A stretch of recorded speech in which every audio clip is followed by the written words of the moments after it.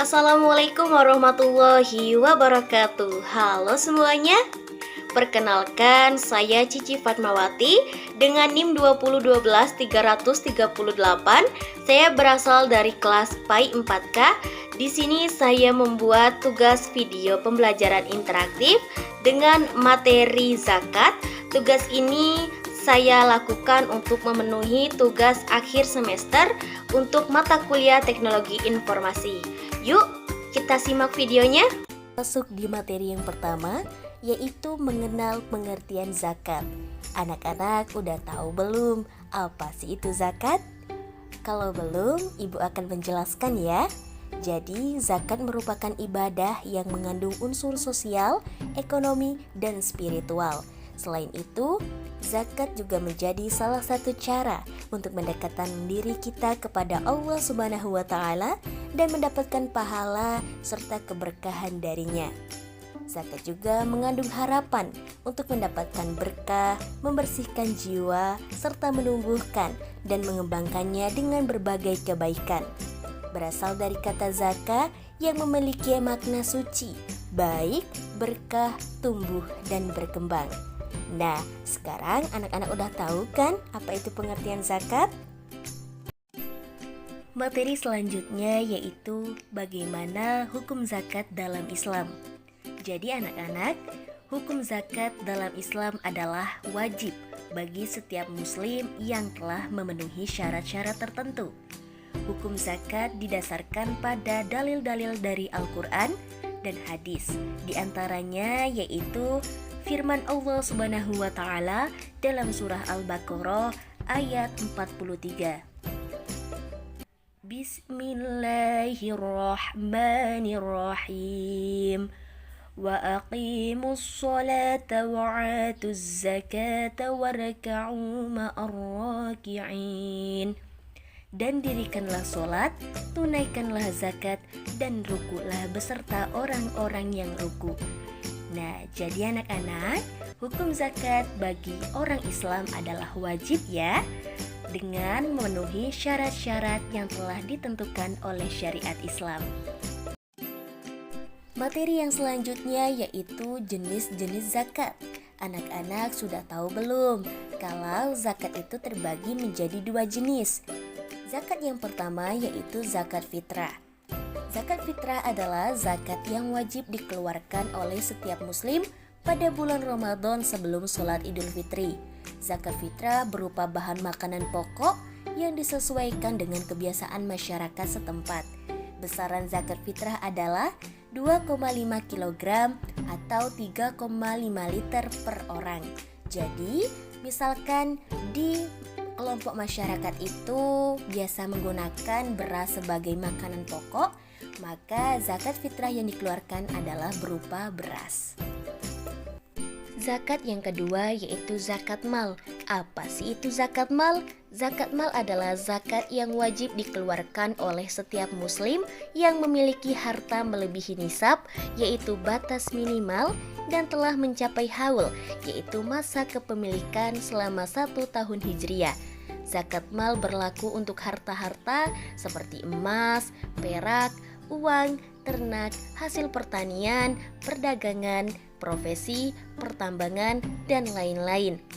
Besar zakat mal bervariasi tergantung jenis hartanya, mulai dari 2,5% hingga 20%. Materi selanjutnya yaitu syarat-syarat zakat. Apa saja sih syarat-syarat dari zakat itu? Jadi, syarat-syarat zakat yaitu yang pertama beragama Islam. Orang yang ingin memberikan zakat harus beragama Islam. Kemudian yang kedua adalah orang yang merdeka. Artinya, orang yang memberikan zakat itu bukan budak. Yang ketiga adalah harta yang dimiliki halal. Tentu, jika kita ingin memberikan zakat, harta yang ingin kita zakati itu harus berasal dari harta yang halal, tidak dari harta yang haram.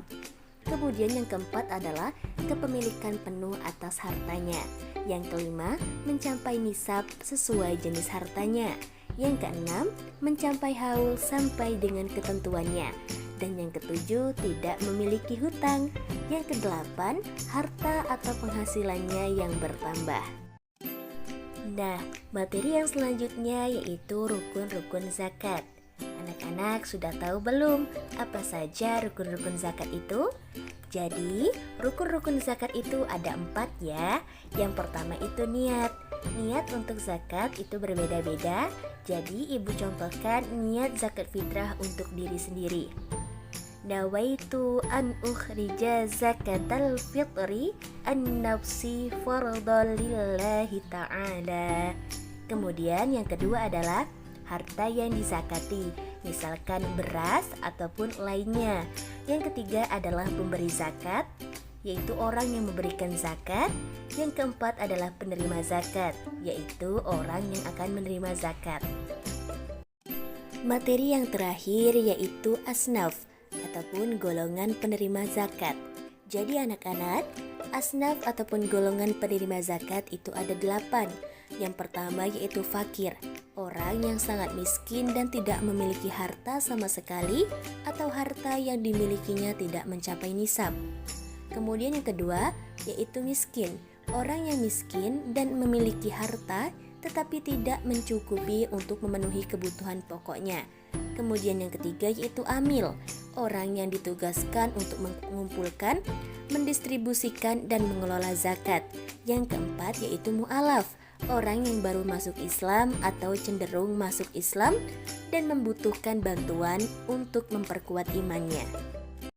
Kemudian asnaf ataupun golongan penerima zakat yang nomor 5 yaitu riqab, orang yang terbelenggu perbudakan atau hutang dan membutuhkan bantuan untuk membebaskan dirinya.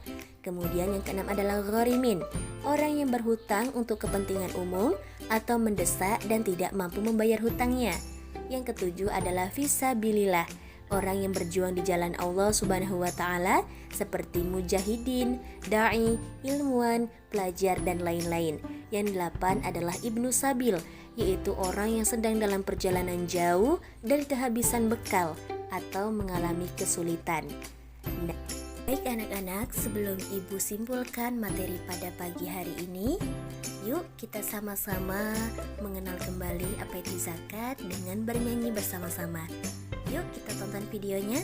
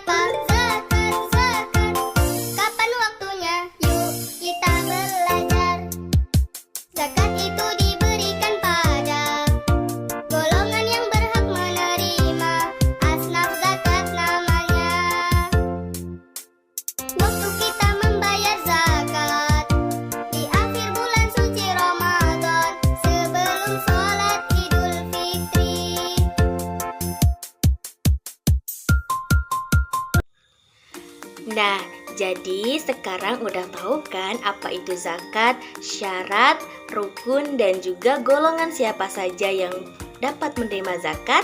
Semoga kita dapat memahami materi pembelajaran pada pagi hari ini dengan maksimal ya.